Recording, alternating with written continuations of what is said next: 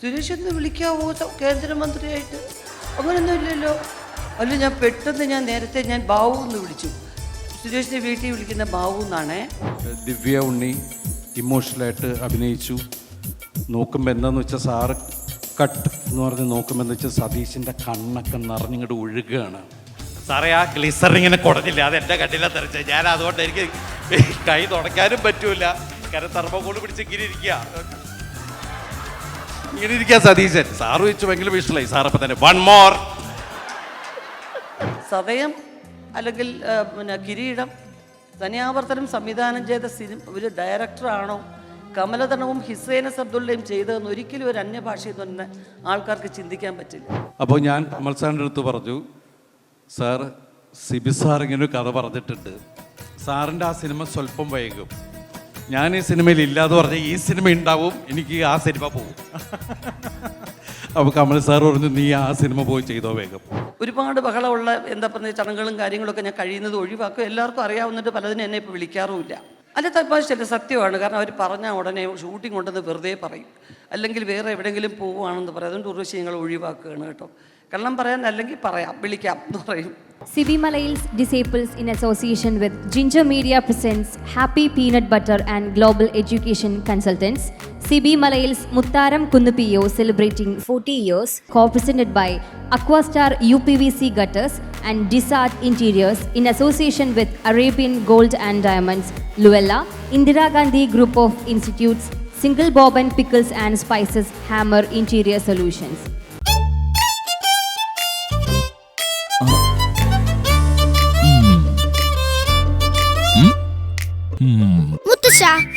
മുത്തച്ഛൻ ടാങ്ക് ഓടിച്ചിട്ടുണ്ടോ? ടാങ്ക് ഓടിച്ചിട്ടുണ്ടോന്നോ? മുത്തച്ഛനായിരുന്നു ടാങ്ക് ബറ്റാലിയന്റെ ക്യാപ്റ്റൻ. പീനട്ട് ബട്ടറാ. ഇനി എത്ര വേണമെങ്കിലും ബട്ടർ അടിക്കാം. കൊളസ്ട്രോളോ ട്രാൻസ്ഫാറ്റോ ഇല്ലാത്ത പീനട്ട് ബട്ടർ ഇപ്പോൾ 3 കിടിലൻ രുചികളിൽ. Happy peanut butter. നല്ല ഭാവിക്ക് നല്ല എഡ്യൂക്കേഷൻ വേണം. അത് വിദേശത്തു നിന്നാണെങ്കിൽ പിന്നെ ലോകം നിങ്ങളെ തേടിയെത്തും. 30 വർഷത്തിലേറെയായി ഈ ലക്ഷ്യം നിറവേറ്റാൻ ഒപ്പമുണ്ട് ഗ്ലോബൽ എഡ്യൂക്കേഷൻ. നമ്മുടെ പല സെലിബ്രിറ്റീസും വിദേശത്ത് പഠിക്കാൻ പോയത് ഗ്ലോബലിലൂടെയാണ്. Global educational consultants. Be a global citizen. Aquastar പാത്തുകളും ക്ലാമ്പുകളും, അക്വസ്റ്റാർ റെയിൻ വാട്ടർ പൈപ്സ്, മറ്റെല്ലാം ചുമ്മാ. അടുത്തതായിട്ട് മലയാള സിനിമയുടെ ഞാൻ പറഞ്ഞത്, നമുക്ക് അങ്ങനെ ഒരുപാട് ഇൻട്രൊഡക്ഷൻ ഒന്നും ആവശ്യമില്ല.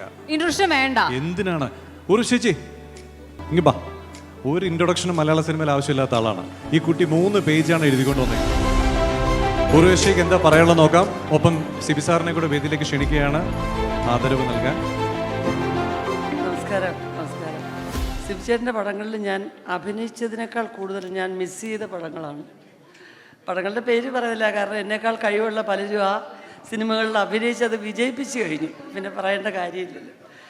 പക്ഷെ അഭിനയിക്കാനുള്ള ഭാഗ്യം കിട്ടിയത് 2 സിനിമയ്ക്കാണ്. പക്ഷേ എല്ലാവർക്കും അറിയാം ഭരതം ഞാൻ അഭിനയിച്ചതാണെന്ന്. പക്ഷേ ഓഗസ്റ്റ് 1 ഞാൻ അഭിനയിച്ച സിനിമയാണ്. ഇത്ര വലിയ പെർഫോമൻസിനുള്ള ഒരു സ്കോപ്പൊന്നുമില്ല. പക്ഷേ എനിക്ക് ഏറ്റവും വലിയ അത്ഭുതവും എന്താ പറയുന്നത്, അത് എങ്ങനെ സിബിച്ചേട്ടനത് ഒപ്പിച്ചെടുത്തു. കാരണം ഞാൻ സുഖങ്ങളെന്നും സോമനങ്ങളൊന്നും വിളിച്ചിരുന്നു, MG സോമനെയും നടൻ സുകുമാരനെ.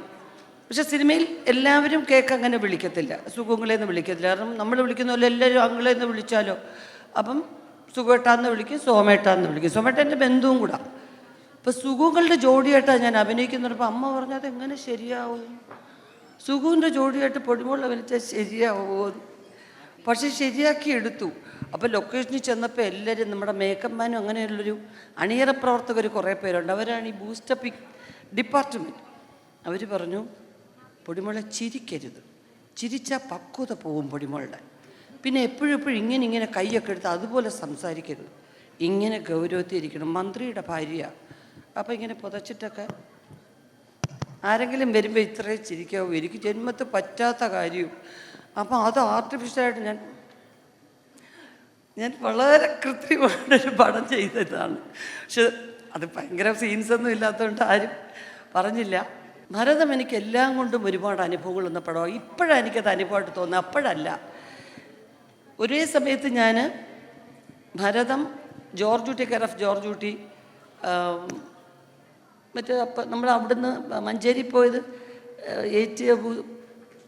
എൻ്റെ പൊന്നു തമ്പുരാൻ, ഞാനും സുരേഷ് അഭിനയിച്ച സിനിമ. സുരേഷ് എന്ന് വിളിക്കാവോ കേന്ദ്രമന്ത്രിയായിട്ട്? അങ്ങനെയൊന്നും ഇല്ലല്ലോ. അല്ല, ഞാൻ നേരത്തെ ബാബു എന്ന് വിളിച്ചു. സുരേഷിൻ്റെ വീട്ടിൽ വിളിക്കുന്ന ബാബു എന്നാണേ. ഞാൻ എന്നെക്കാട്ടി ജൂനിയറായിട്ട് വന്ന എല്ലാവരെയും എൻ്റെ ഇളയതാന്ന് സങ്കല്പിച്ചതാണ്. കുറേ ചീത്ത പറഞ്ഞിട്ടുണ്ട് എന്നെ, ഗുരുത്വമില്ലാതെ ഇങ്ങനെ പേര് വിളിക്കരുത് കൊച്ചാ എന്നൊക്കെ പറഞ്ഞിട്ട്. പക്ഷേ ഇപ്പോൾ ഇത്രയും പരിചയപ്പെട്ട് ഇനി മാറ്റി വിളിക്കാനൊക്കത്തില്ലല്ലോ എന്ന് വിചാരിച്ചിട്ടാണ്. അപ്പോൾ ആ ഒരു സിനിമ. പിന്നെ ഇൻസ്പെക്ടർ ബൽറാം കണ്ണൂരിൽ, ബഷീർക്കയുടെ പടം, ഷട്ടിലാണ്. അപ്പം സിബിച്ചേട്ടന് ഇൻസ്പെക്ടർ ബൽറാം അറിയാം, ഭരതവും ഉണ്ട്. അപ്പം ശശിയേട്ടനും സിബിച്ചേട്ടനും സംസാരിച്ച് അഡ്ജസ്റ്റ് ചെയ്യാമെന്ന്, കുഴപ്പമില്ല. ജോർജ് കുട്ടി കറഫ് ജോർജ് കുട്ടി അവിടെ തന്നെ വെച്ച് നിർബന്ധമായിട്ട് ഷൂട്ടിങ് വെച്ച് അവിടെ തന്നെ വെച്ചു. അപ്പോൾ പിന്നെ വീട്ടിൽ നിന്ന് പറഞ്ഞു അങ്ങനെ ഓടാൻ പറ്റത്തില്ല, കാരണം അബുക്ക് കുറേ നാളിന് ശേഷം ഒരു പടം ചെയ്യും, അബുക്കടെ പടം കൊടുത്തു പോയി എന്ന് പറഞ്ഞാൽ അങ്ങനെ ആ സിനിമ കട്ട് ചെയ്തു. ഷൂട്ടിംഗ് തുടങ്ങുന്നതിൻ്റെ ഫസ്റ്റ് ഡേ എൻ്റെ ജീവിതത്തിൽ അപൂർവം ഒരു എക്സ്പീരിയൻസാണ്. എല്ലാം റെഡിയായി പുറത്ത് വന്നപ്പോൾ കേൾക്കുന്ന ലാലേട്ടൻ താഴെ ഇറങ്ങി വന്നു മഹാറാണി ഹോട്ടലിൽ. ഋഷി ഞാനും കൊണ്ട് KPSL എഴുതി ചേച്ചി, രണ്ടുപേരും കൂടെ ഷൂട്ടിങ്ങിന് ഇറങ്ങുക. ഡയറക്ടർ പത്മരാജൻ പപ്പേട്ടൻ പോയി, അവിടെ ഒരു ഹോട്ടലിലാണ്, നമുക്ക് ജസ്റ്റ് ഒന്ന് പോയി നോക്കിയിട്ട് വരാം. അപ്പം എന്തോ പോലെ വല്ലാതായി. അങ്ങനെ ഞങ്ങൾ അവിടെ പോകുന്നു. അപ്പോൾ ഈ അസ്വാഭാവിക മരണമായതുകൊണ്ടുള്ള പ്രൊസീജിയേഴ്സിന് വേണ്ടി ആ പൊസിഷനിൽ തന്നെ കിടത്തിയിരിക്കുകയാണ്. വല്ലാത്തൊരവസ്ഥ. ഞാൻ എൻ്റെ കുഞ്ഞിലെ മുതലേ പപ്പങ്ങളെ എന്ന് വിളിച്ചിരുന്ന ആളാണ്. എൻ്റെ അമ്മയുടെ സീനിയറായിരുന്നു ആകാശവാണിയിൽ. അതെന്തോ വല്ലാത്തൊരു കാഴ്ചയായി. അത് കഴിഞ്ഞ് അണിയറയിൽ ഒരു കഥ മുഴുവൻ മാറി, തിരക്കഥ മുഴുവൻ മാറി. പിറ്റേന്ന് രാവിലെ മുതൽ പുതിയൊരു കഥ ഉണ്ടാവുകയാണെന്നുള്ള വിവരം ഞങ്ങൾ അറിയുന്നില്ല. സിബിച്ചേട്ടൻ പറഞ്ഞു ഉർവശി പൊക്കോളൂ, അവിടെ പോയി കണ്ണൂർ പോയി വർക്ക് ചെയ്തോളൂ എന്ന് പറഞ്ഞു. ഞാൻ പറഞ്ഞു വലിയ സന്തോഷം, എന്തൊരു ഉദാര മനസ്സുള്ളൊരു ഡയറക്ടർ. അപ്പം ഞാൻ വീട്ടിൽ വിളിച്ചു പറഞ്ഞു അമ്മ സിബിച്ചേട്ടൻ പറഞ്ഞു പൊക്കോളാൻ പറഞ്ഞു. ഇതൊന്നും എന്നോട് പറയുന്നല്ലോ, അതിനുള്ള പ്രായമോ അനുഭവം ഒന്നുമില്ല, എന്നെ കണക്കാക്കുകയും വേണ്ട. നേരെ ഞാൻ പോയി സമാധാനമായിട്ട് വർക്ക് ചെയ്തു. രണ്ടാമത്തെ മൂന്നാമത്തെ ദിവസം വരുമ്പോൾ ഞാൻ കുറേ കഴിഞ്ഞ് ആ കാര്യം പറയുന്നത് എന്തൊരു അത്ഭുതം എന്ന് വെച്ചാൽ, ഏറ്റവും കൂടുതൽ അത്തരം സന്ദർഭങ്ങളിൽ ടെൻഷനാവേണ്ട 4 വ്യക്തികൾ, ഡയറക്ടർ, അതിനേക്കാളേറെ പ്രൊഡ്യൂസർ, പിന്നെ അന്ന് ഡിസ്ട്രിബ്യൂട്ടർ ആ സമയത്ത് തന്നെ എല്ലാ കാര്യങ്ങളിലും സജീവമായി ഉണ്ടായിരുന്നുകൊണ്ട് അദ്ദേഹം, പിന്നെ തിരക്കഥാകൃത്ത്, എഴുത്തുകാരൻ. ലോഹിയേട്ടനും സിബിച്ചേട്ടൻ്റെയും ലാലേട്ടൻ്റെയും പിന്നെ സെവനാഴ്സ് മോഹൻചേട്ടൻ്റെയും വിജയകുമാർ, മുഖത്ത് യാതൊരു ടെൻഷനും ഇല്ല, ഉല്ലാസവാന്മാരായിട്ടാണ് അവർ കാണപ്പെടുന്നത്. അപ്പോൾ എനിക്കൊന്നും വിശ്വാസമില്ല. ഞാൻ ലളിതമായിട്ട് ചോദിക്കും, ഇവർ ചുമ്മാ പറയുവാണോ? എന്തോ ഒരു സംഭവമുണ്ട്. അവരെല്ലാം നല്ല ചിരിച്ച് തമാശ പറഞ്ഞ് നടക്കുന്നു. ഇത്രയും അപ്സെറ്റായി പറയണ്ട. എല്ലാ ആർട്ടിസ്റ്റും വന്നു. തമിഴിൽ നിന്ന് പഴയ നടി ലക്ഷ്മിയമ്മ എന്ന് പറയുന്നവർ കുറേ നാളിന് ശേഷം മലയാളത്തിൽ വരികയാണ്, ലീഡ് റോളാണ് ചെയ്യുന്നത്. പക്ഷെ ആരും അതൊന്നും പുറത്ത് കാണിച്ചില്ല. സിനിമയെല്ലാം കഴിഞ്ഞതിന് ശേഷം കുറേ കാലത്തിന് ശേഷം അതുപോലൊരു ഇൻസിഡൻറ്റ് എൻ്റെ കുടുംബത്തിലുണ്ടാവുകയും മരണം അറിയിക്കാതെ കുറേയേറെ നേരം പിടിച്ചു നിൽക്കേണ്ട അവസ്ഥയും ഞാൻ നേരിട്ട് അനുഭവിച്ചു. ഇന്നിപ്പോൾ സോഷ്യൽ മീഡിയയിൽ നിങ്ങളെല്ലാം ഇങ്ങനെ റീൽസ് കണ്ട് അത് കറക്റ്റായിട്ട് നിങ്ങൾ നോക്കി ഓരോ ചെറിയ ചെറിയ കാര്യങ്ങൾ പറയും. ഒത്തിരി പേര് എന്നോട് പറയുന്ന കാര്യങ്ങളുണ്ട്, ഞാനതിലേക്ക് വരാം. അതിനു മുമ്പ് ഞാൻ സിബിച്ചേട്ടനോട് പറയേണ്ട, സിബിച്ചേട്ടൻ്റെ എടുത്ത് പറയാവുന്നൊരു പ്രത്യേകത. ഒന്നാമത്തെ കാര്യം, സിബി മലയിൽ എന്ന ഡയറക്ടറുടെ സിനിമ നമ്മൾ കാണേണ്ടത് എന്തിനു വേണ്ടി എന്നുള്ള ചോദ്യം എന്ന് പറഞ്ഞാൽ അദ്ദേഹത്തിൻ്റെ സിനിമകളുടെ ടൈറ്റിലുകളാണ്. തനിയാവർത്തനം, ആ സിനിമയുടെ പശ്ചാത്തലം എന്തായിരിക്കും? നമുക്ക് തോന്നുന്നു ഇപ്പം മൃദംഗമൊക്കെ വായിക്കാൻ അറിയാവുന്നവർക്ക് എപ്പോഴും കേൾക്കുന്ന വാക്കാണ് ഈ തനിയാവർത്തനം. വളരെ ഇത്തിരി സാഹിത്യപരമായൊരു വാക്ക്, അതുമായിട്ട് യാതൊരു ബന്ധം ആ കഥയ്ക്കുണ്ട് നമ്മൾ ചിന്തിക്കത്തില്ല ഇങ്ങനെ ആയിരിക്കുമെന്ന്. പിന്നെ ഇന്ത്യയിലെ എത്രയോ ഭാഷകളിൽ എന്താ പറഞ്ഞാൽ വളരെ ഫേമസ് ആയിട്ട് ഹിന്ദിയിലുള്ള ജനക് ജനക് പായൽ ബാജെ മുതലുള്ള നൃത്തത്തിനും സംഗീതത്തിനും പ്രാധാന്യമുള്ള ചിത്രങ്ങളുടെയൊക്കെ അടിസ്ഥാനം എപ്പോഴും പ്രണയമായിരിക്കും. പക്ഷേ കുടുംബ പശ്ചാത്തലവും അതിനകത്ത് ബന്ധങ്ങളെക്കുറിച്ചും പറയുന്ന സിനിമകളിൽ ഏറ്റവും നന്നായി നൃത്തവും സംഗീതവും പ്രയോജനപ്പെടുത്തിയ ഏക സംവിധായകനേ ഉള്ളൂ. അത് തീർച്ചയായിട്ടും സിബി മലയിൽ തന്നെയായിരിക്കും. അദ്ദേഹത്തിൻ്റെ സിനിമകളിലെല്ലാം ആ ദുരന്തങ്ങളും ഉണ്ട്. നിങ്ങൾ കമലതളം നോക്കിയാലും അറിയാം, വലിയൊരു ദുരന്തം ചുമന്ന് നടക്കുന്നതാണ് നായകൻ, അദ്ദേഹത്തിൻ്റെ മരണവും കാര്യങ്ങളൊക്കെ. പക്ഷെ അതിന് കുറേ ബന്ധങ്ങളുടെ കഥയാണ് അത് ഈ പറഞ്ഞിരിക്കുന്നത്. ഇവൻ കെ വിശ്വനാഥ് സാറിൻ്റെ സാഗര സംഗമം പറയുമ്പോഴും ഒരു മഹത്തായ പ്രണയമാണ് അതിൻ്റെ അടിസ്ഥാനം.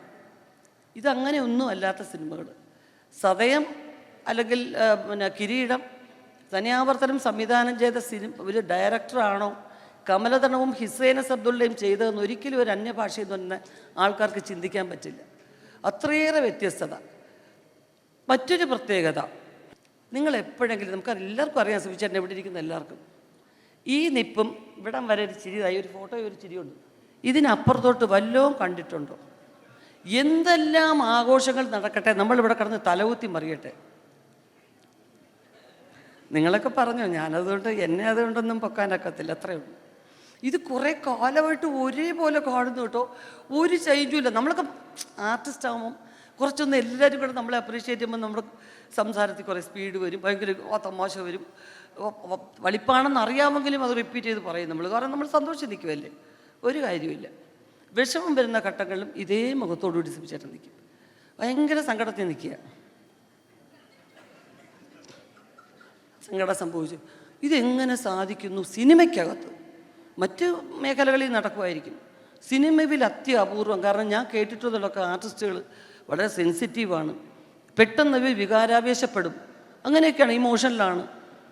അപ്പോൾ അതൊക്കെ മാറ്റി വെച്ച് എന്തോ ഒരു സംഭവം ഉണ്ട് കേട്ടോ. അകത്തൊരു സന്യാസി കിടപ്പുണ്ട്, വളരെ ഇങ്ങനെ സിദ്ധനായിട്ട് എന്തോ, അല്ലെങ്കിൽ ചില പറയല്ലേ, എൻ്റെ ഒരു ഗുരു ഉപദേശിച്ചിട്ടുണ്ട്, ഇങ്ങനെ പിടിച്ചിട്ട് ഇങ്ങനെ നിന്ന് കഴിഞ്ഞാൽ ആര് പറയുന്നത് എൻ്റെ ഹൃദയത്തിലോട്ട് കയറത്തില്ല. അങ്ങനെ ഏതോ ഒരു കക്ഷി അകത്ത് കിടപ്പുണ്ട്, പക്ഷെ നമ്മളത് രഹസ്യമായിട്ട് പറയത്തില്ല, അങ്ങനല്ലേ? ഒരു ചെറിയ 2 പല്ല് ഞാൻ കണ്ടു, എനിക്ക് സമാധാനമായി. എന്തായാലും വളരെ സന്തോഷമുണ്ട്. കാരണം ഒരുപാട് ബഹളമുള്ള എന്താ പറയുക ചടങ്ങുകളും കാര്യങ്ങളൊക്കെ ഞാൻ കഴിയുന്നത് ഒഴിവാക്കും. എല്ലാവർക്കും അറിയാവുന്നിട്ട് പലതിനും എന്നെ ഇപ്പോൾ വിളിക്കാറുമില്ല. അല്ല, തമാശയല്ല, സത്യമാണ്. കാരണം അവർ പറഞ്ഞാൽ ഉടനെ ഷൂട്ടിംഗ് ഉണ്ടെന്ന് വെറുതെ പറയും, അല്ലെങ്കിൽ വേറെ എവിടെയെങ്കിലും പോവുകയാണെന്ന് പറയും. അതുകൊണ്ട് ഉർവശി ഞങ്ങൾ ഒഴിവാക്കുകയാണ് കേട്ടോ. കള്ളം പറയാൻ അല്ലെങ്കിൽ പറയാം, വിളിക്കാം എന്ന് പറയും. ഇതിന് ഞാൻ നമ്മൾ സന്തോഷമായിട്ടാണ് വരുന്നത്. കാരണം ഇതൊക്കെ എന്ന് പറഞ്ഞാൽ അപൂർവമായി കിട്ടുന്ന ഒരു അവസരമാണ്. 100% കഴിവും അഭിനന്ദനവും, കഴിവിനൊത്ത അഭിനന്ദനവും ആശംസകളും അർഹിക്കുന്ന ഒരു കലാകാരൻ എന്താ പറയുന്നത്. നമുക്ക് ഒരുപാട് ആശംസകൾ പറയാനുള്ള അനുഭവ സമ്പത്തൊന്നും ഇല്ലെങ്കിലും ഹൃദയത്തിൽ നിന്നുള്ളൊരു ഒരുപാട് ദീർഘായുസ്സും ഇനിയും നല്ല സിനിമകൾ ചെയ്യാൻ സാധിക്കട്ടെ. അതിലൊക്കെ എനിക്കും എവിടെയെങ്കിലുമൊക്കെ പങ്കെടുക്കാൻ കഴിയട്ടെ. എല്ലാ ആശംസകളും. താങ്ക് യു ചേച്ചി. താങ്ക് യു ചേച്ചിക്ക് വേണ്ടി. Thank you. പിന്നെ അതിൻ്റെ കൂട്ടത്തിൽ അതിലൊരു പ്രധാനപ്പെട്ട എടുത്തു പറയാൻ ഞാൻ ആഗ്രഹിച്ചൊരു കാര്യം, നല്ലൊരു പാട്ടുണ്ട്, രവീന്ദ്ര മാഷിൻ്റെ ഏറ്റവും നല്ല പാട്ടുകളുള്ള സിനിമയാണ്. അതിൽ ലാലേട്ടൻ വളരെ ഒരു ദുർഘടഘട്ടത്തിൽ പാടുന്നൊരു പാട്ടുണ്ട്, രാമകഥാ ഗാനലയം എന്ന് പറയുന്നത്. അപ്പോൾ ആ പാട്ടെടുക്കുന്ന ആ സിറ്റുവേഷനും എല്ലാം ഒരുപാട് ആൾക്കാരുണ്ട് കോഴിക്കോട് ഒരു വീടിൻ്റെ പുറത്ത്. അപ്പോൾ ഒരു കല്യാണ വീടാണല്ലോ, അപ്പോൾ അദ്ദേഹത്തിന് നായകന് ധൈര്യം കൊടുക്കണം എന്നുള്ളൊരു ഇതിനിടയ്ക്കൊരു പാട്ട് ബ്രേക്ക് ചെയ്തിട്ടൊരു എക്സ്പ്രഷനുണ്ട്. ഞാനകത്ത് എൻ്റെ കുറേ പരിചയക്കാർ വന്നിട്ടുണ്ട്, അവരുമായിട്ട് ഭയങ്കര കോമഡിയൊക്കെ അടിച്ചുകൊണ്ടിരിക്കുക. സിബിച്ചേട്ടൻ പെട്ടെന്ന് വിളിക്കുമ്പോൾ ഉർവശി വേഗം വരാൻ പറഞ്ഞു. ഉർവശി തന്നെ വിളിക്കാറില്ല, എന്നെ പൊടിയെന്ന് വിളിക്കാറുള്ളൂ. ഒന്ന് വേഗം പൊടി, കുറച്ച് നേരം ജോലിയിലും കൂടി ശ്രദ്ധിക്കും എന്ന് പറഞ്ഞു. വിളിച്ചിട്ട് ഒരു ബലം കൊടുക്കാൻ എന്ത് ചെയ്യും? അപ്പോൾ ഞാൻ പറഞ്ഞു, ബലം കൊടുക്കാൻ എന്താ ചെയ്യുന്നത്? എന്താ നമുക്കൊന്നും പിടികിട്ടുന്നില്ല, ഡയലോഗ് പറഞ്ഞുകൂടാ, ആരും കണ്ടുകൂടാ. നമ്മൾ ചേട്ടാ എന്തോ പറയും, ഒരു കാര്യം ചെയ്യും, ഇങ്ങനെ ഒന്ന് കാണിച്ചു നോക്കി ഇമോഷണലായിട്ടെന്ന് പറഞ്ഞു. ഓക്കെ, ടേക്ക് പോവാലോ എന്ന് പറഞ്ഞു. ശരി ചേട്ടാ ടേക്ക്. എനിക്കൊന്നും അറിയാൻ വയ്യ. സിബി ചേട്ടാ ആ ലുക്ക് പൊസിഷനിൽ നിൽപ്പുണ്ട്. Okay, action. ഞാൻ കാണിച്ചു. അപ്പോൾ കുറച്ച് ഇമോഷണലായിട്ടല്ല കാണിക്കാൻ. ഓക്കെ, കട്ട്, താങ്ക് യു എന്ന് പറഞ്ഞ് പോയി. ഇപ്പോൾ കുറേ പേര് അത് പറയുമ്പോൾ ഞാൻ ആലോചിക്കും, എത്രമാത്രം ദീർഘദൃഷ്ടിയുള്ളൊരു ഡയറക്ടറായിരുന്നു അത്. അങ്ങനെ എത്ര ഡയറക്ടേഴ്സ് ചേർന്നാണ് എന്നെ ഇവിടം വരെ നിലനിർത്തിയെന്ന് ഞാൻ ആലോചിക്കും. Thank you. അത് എൻ്റെ കഴിവേ അല്ല കേട്ടോ, എൻ്റെ കഴിവേ അല്ല. ഞാൻ എന്താ ചെയ്തതെന്ന് എനിക്ക് വീണ്ടും ചോദിച്ചാൽ എനിക്ക് ചെയ്യാൻ അറിയാനും വയ്യ. എനിക്ക് നമ്മുടെ സിബി സാറിനെ ആദരിക്കാൻ വേണ്ടിയിട്ട് നമ്മൾ വീണ്ടും സെറ്റപ്പ് ചെയ്തിട്ടുണ്ട്.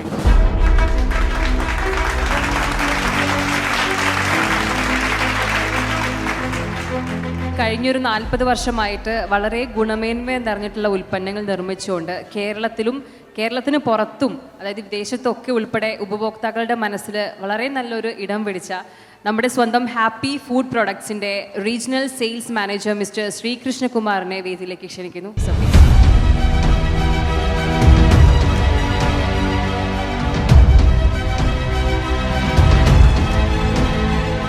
നമുക്ക് അടുത്തതായിട്ട് ആശംസ സിബി സാറിന് പറയാൻ വേണ്ടി നമ്മൾ വേദിയിലേക്ക് ക്ഷണിക്കുന്നത് മലയാളത്തിൻ്റെ പ്രിയപ്പെട്ട നടി നിഖില വിമലയാണ്. നിഖില പ്ലീസ്. എല്ലാവർക്കും നമസ്കാരം. സിബി സാറിൻ്റെ 40 വർഷം എന്ന് പറയുമ്പോൾ അങ്ങനെ ഒരു ചടങ്ങിൻ്റെ ഭാഗമാവാൻ പറ്റിയതിൽ ഒരുപാട് സന്തോഷമുണ്ട്. എനിക്ക് സാറിൻ്റെ കൂടെ ഒരു സിനിമ വർക്ക് ചെയ്യാൻ പറ്റിയിട്ടുണ്ട്. അതിലും വലിയ സന്തോഷമുള്ളൊരു കാര്യമാണ്. സാറിനെ പറ്റി പറയുമ്പം എനിക്ക് ഏറ്റവും എന്താന്ന് പറഞ്ഞാൽ ഞാൻ സിനിമയിൽ വർക്ക് ചെയ്തതിൻ്റെ കൂടെ തന്നെ സാറിനെ എവിടെ കണ്ടു കഴിഞ്ഞാലും എനിക്ക് ഭയങ്കര സന്തോഷമാണ്. എനിക്ക് എന്ത് പ്രോഗ്രാമിന് പോയിട്ട് സാറിനെ കണ്ടു കഴിഞ്ഞാലും ഭയങ്കര സന്തോഷം വരും എനിക്ക്. കാരണം നമുക്ക് ഭയങ്കര അടുപ്പമുള്ള പരിചയമുള്ള ഒരാളെ കാണുന്നു എന്ന് പറയുന്ന പോലെ ഒരു സന്തോഷമുണ്ട്. കൊത്ത് വർക്ക് ചെയ്യുമ്പോൾ കോവിഡിൻ്റെ സമയമായിരുന്നു. അപ്പോൾ ബിഫോർ കോവിഡിൻ്റെ സമയമായിരുന്നു. അപ്പോൾ ആ സമയത്ത് എനിക്ക് കോവിഡ് വന്നിട്ട് ഷൂട്ട് തുടങ്ങാനിരിക്കുന്ന സമയത്താണ് എനിക്ക് കോവിഡ് വന്നത്. അപ്പോൾ അങ്ങനെ കോവിഡ് വന്ന് ഈ ഷൂട്ടിൽ അതായത് ജോയിൻ ചെയ്യാൻ പറ്റുമോ ഇല്ലയോ എന്നറിയാതെ അങ്ങനെ നിൽക്കുന്ന ഒരവസ്ഥയിലാണ് ലാസ്റ്റ് മിനിറ്റിലാണ് ഞാൻ ജോയിൻ ചെയ്യുന്നത്. അപ്പോൾ അങ്ങനെ ഒരവസരം ആ സിനിമയിൽ കിട്ടിയത് കൊണ്ട് എനിക്ക് സാറിൻ്റെ കൂടെ വർക്ക് ചെയ്യാൻ പറ്റി, സാറിനെ പരിചയപ്പെടാൻ പറ്റി. അപ്പോൾ ഒരുപാട് സന്തോഷം. സാറിന് ഇനിയും ഒരുപാട് വർഷങ്ങൾ ഒരുപാട് സിനിമകൾ ചെയ്യാൻ പറ്റട്ടെ എന്ന് ആശംസിക്കുന്നു. Thank you Nikhila. Thank you Nikhila. Nikhila അവിടെ പോയി ആർക്കും കോവിഡ് കൊടുത്തിട്ടില്ല എന്ന് വിചാരിക്കുന്നു. അപ്പോൾ ഞാൻ കമൽ സാറിൻ്റെ അടുത്ത് പറഞ്ഞു, സാർ സിബി സാർ ഇങ്ങനെ ഒരു കഥ പറഞ്ഞിട്ടുണ്ട്, സാറിൻ്റെ ആ സിനിമ സ്വല്പം വൈകും, ഞാൻ ഈ സിനിമയിൽ ഇല്ലാതെ പറഞ്ഞാൽ ഈ സിനിമ ഉണ്ടാവും, എനിക്ക് ആ സിനിമ പോവും. അപ്പോൾ കമൽ സാർ പറഞ്ഞു, നീ ആ സിനിമ പോയി ചെയ്തോ വേഗം. അങ്ങനെയാണ് ശരിക്കും ഞാൻ ഇതിൽ വന്നിട്ട് എസ് പറയുന്നത്. സാറേ ആ ഗ്ലിസർ ഇങ്ങനെ കുടഞ്ഞില്ല, അത് എൻ്റെ കണ്ണിലാണ് തെറിച്ചത്. ഞാൻ അതുകൊണ്ട് എനിക്ക് കൈ തുടയ്ക്കാനും പറ്റൂല. കാരണം തെർമോകോൾ പിടിച്ച് ഇങ്ങനെ ഇരിക്കുക സതീശൻ. സാറ് വെച്ച് ഭയങ്കര വിഷലായി. സാർ അപ്പം തന്നെ 1 more